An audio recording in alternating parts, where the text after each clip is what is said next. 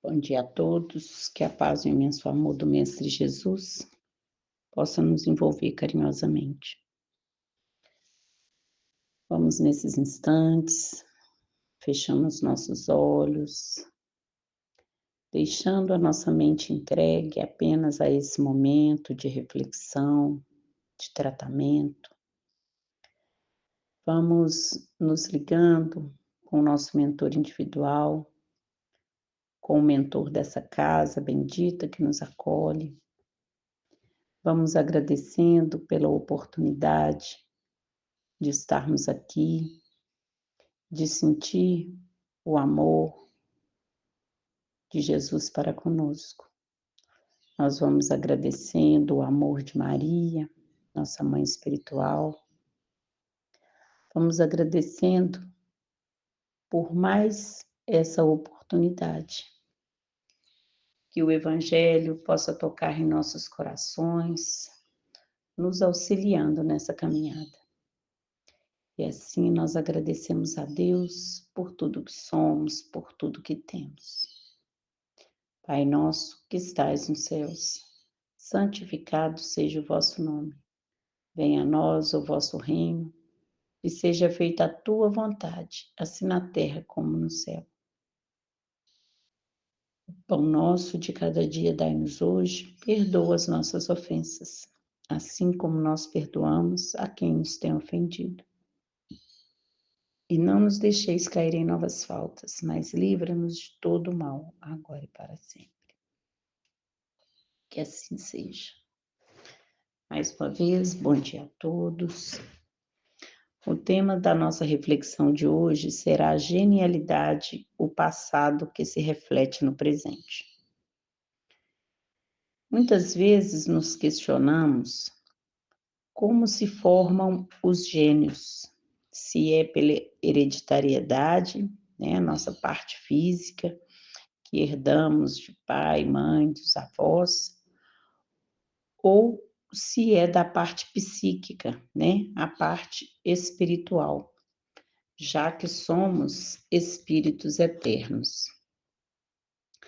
Nós não podemos negar que temos casos em algumas famílias que ao longo das gerações se mostram com as mesmas habilidades, como por exemplo pintores, cantores, médicos, e ali a gente vê, né, que tem os filhos, netos, bisnetos, né, os avós todos ali com a mesma atividade, a mesma função, o mesmo dom. Mas nós também temos em contrapartida exemplo de gêmeos idênticos, que são idênticos fisicamente, mas seus dons, seu comportamento, as habilidades são totalmente diferentes. Então, sendo assim, a parte apenas hereditária não explica o caso dos gênios. Analisando, então, sob a ótica do Espiritismo, os seres geniais os são devidos às características, habilidades e experiências acumuladas ao longo de muitas existências. Aproveitaram ao máximo os caminhos que apareceram para cada um deles rumo à evolução. São espíritos antigos, trazendo alta bagagem, né, ao longo dos anos. Esse tema está muito ligado à reencarnação. Nós, muitas vezes, ficamos abismados de ver certos gênios se mostrando aqui na Terra. Kardec, ele já apontava para isso, que os gênios têm a ver com a reencarnação, que não foi invenção da doutrina espírita, né, ele afirmando que isso não foi invenção da doutrina espírita. Os espíritos disseram a Kardec que encarnaremos quantas vezes for preciso para o processo de nossa libertação, para libertarmos de nossas dificuldades morais e alcançarmos esse crescimento intelectual, que é fruto do nosso esforço. Então, a reencarnação é um dos pilares da doutrina espírita, que nos explica que somos espíritos imortais. No momento em que estamos encarnados, somos donos provisórios desse corpo físico. Ao fim da vida física, nós voltamos à pátria espiritual e depois voltaremos à vida física várias vezes, até que alcancemos o estado de espíritos puros. O espírito puro que almejamos é seguir Jesus, né? Que nos deixou esse exemplo do Evangelho. Então, é alcançarmos as esferas superiores. Todas essas experiências adquiridas ao longo das encarnações jamais ficam perdidas. Hoje, nós somos resultados de nossas experiências passadas. Por isso, é importante entendermos que a semeadura é livre, mas a colheita é obrigatória. Então, nossas facilidades e dificuldades é resultado de ações passadas, sendo nessa ou em existências anteriores. Ao contrário do que já aprendemos em muitas religiões, que o pecado nos levaria ao sofrimento eterno, ao fogo do inferno, no Espiritismo nos é mostrado que as oportunidades nos são dadas muitas e muitas vezes, através de sucessivas experiências na carne. Um método misericordioso do amor de Deus, para o benefício de todos os espíritos. Vemos, por exemplo, crianças que antes de saber ler, sabem tocar instrumentos, falar outros idiomas, coisas que a ciência por si não é capaz de explicar. Temos alguns gênios, como por exemplo, Gauss, era um alemão no século XVIII. Ele foi considerado o príncipe dos matemáticos, que aos 7 anos de idade, ele surpreendeu o seu professor fazendo o somatório dos números de 1 a 100, né? 1 mais 2 mais 3 mais 4 mais 5. E o professor, né, deu essa atividade para os alunos que estavam no início da alfabetização, sabendo que isso não era possível, né? Lançando ali um desafio. E depois de um tempo, esperando que as crianças fizessem essa soma, Gauss responde para ele, dá 5.050. Então ele olhou, sabendo que aquilo, né, não teria como para uma criança daquela idade, ele perguntou para Gauss como que ele tinha feito aquilo, né? E ele explica, não, mas é muito fácil, eu peguei os extremos, 1 mais 100, 101, 2 mais 99, 101, 3 mais 98, 101. Juntei todos esses 101, somei 5.050. E aí o professor nunca tinha tentado, né, esse tipo de situação, a soma dos extremos. E a partir daí, né, Gauss começou a se destacar por criar fórmulas matemáticas. Aos 11 anos de idade, ele já tinha publicações científicas importantes com métodos que hoje nós aprendemos no segundo grau, né? Tamanho era o conhecimento dele na matemática. E depois, e isso, né, não podia se falar que eram os pais, que ele era incentivado pelos pais que estudavam em casa, porque os pais dele tinham pouca instrução, né? Pais simples e não eram dados a muito estudo, né? Para falar que os pais que já tinham alfabetizado ele. E com isso também, né? No decorrer da idade, ele foi se despontando. Outro gênio, né? Nós temos o gênio da música, Mozart, que era austríaco, que aos 3 anos de idade já tocava piano maravilhosamente bem, apenas de ouvir a sua irmã tocando.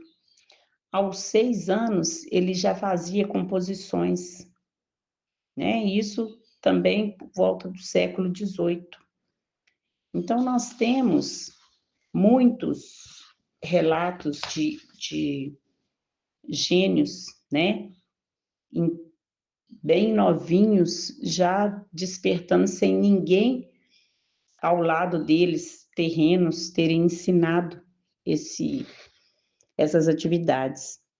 Temos muitos outros, né? Temos Albert Einstein e por aí vai. E buscando, né, sobre os gênios, eu encontrei um relato que eu achei importante, que foi feito pelos espíritos, que o padre Bartolomeu de Gusmão era um padre brasileiro, conhecido como Padre Voador. Ele, em 1709, ele criou um balão que ele deu o nome para essa criação de barcarola. Era uma máquina de andar pelo ar. E 2 séculos depois, esse padre reencarna, né, também no Brasil, com a roupagem de Santos Dumont. E aí surge o avião, né? Então, tudo é uma construção ao longo de várias encarnações. As coisas não surgem da noite para o dia, né? Como dizia Lavoisier, nada se perde, tudo se transforma. Então, nós temos, ao longo das nossas existências, muitas habilidades trazidas de outras vidas, mas algumas, às vezes, ficam adormecidas. Por quê? Umas ali, às vezes, vai atrapalhar a nossa evolução, né?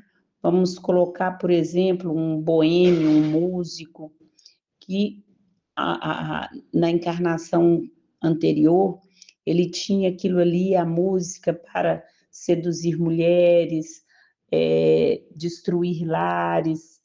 Então, para não trazer mais sofrimento com esse dom, na próxima, por misericórdia, aquele dom é adormecido e ali ele desperta outras habilidades, né, para não comprometer a sua encarnação.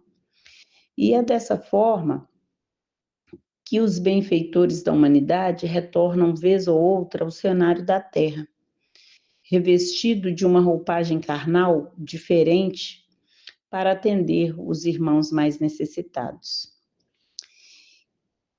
E pensando, né, nesse tema, o passado que se reflete no presente.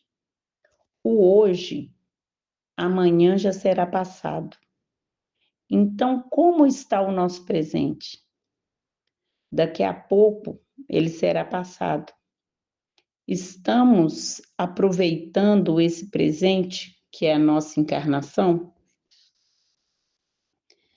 O que temos feito por nós? Lembrando que tudo o que temos hoje de material é empréstimo. O que levaremos para a eternidade? Levaremos conhecimento, aperfeiçoamento moral e intelectual. Nós não temos fórmula mágica para a evolução. É através do esforço próprio, dentro da humildade e do amor no ambiente de trabalho. Nós temos aqui a Terra como escola, como oficina, hospital. Então, que possamos aproveitar ao máximo a nossa estadia nesse planeta, fazendo o melhor que pudermos. essa nossa evolução, essa nossa estadia aqui, se nós focarmos apenas em coisas materiais e intelectuais e não pensarmos no nosso desenvolvimento sentimental, será difícil, né? Porque nós não podemos pensar só no crescimento intelectual, deixando de lado os valores do coração, do amor, do respeito.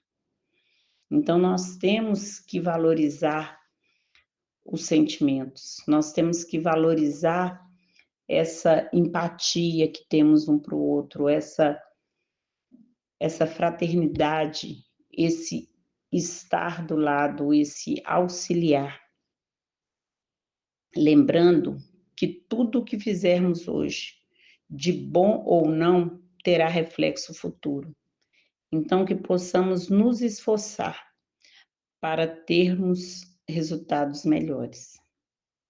Que possamos buscar o nosso melhor hoje, para que amanhã possamos nos orgulhar, né, de termos esforçado, de termos feito o que foi possível, deixando aí sementes boas para que tenhamos bons frutos amanhã.